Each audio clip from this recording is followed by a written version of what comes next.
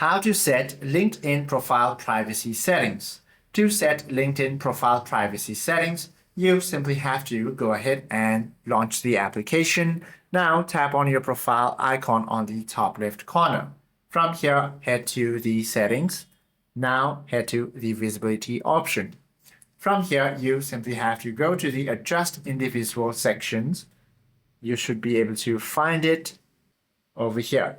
You will find two options, visibility on your profile and network, and you will also find visibility of your LinkedIn activity. Now, within the top option, this controls what information people can see on your page. However, the bottom option controls how your actions like browsing profiles or active status will be displayed to others.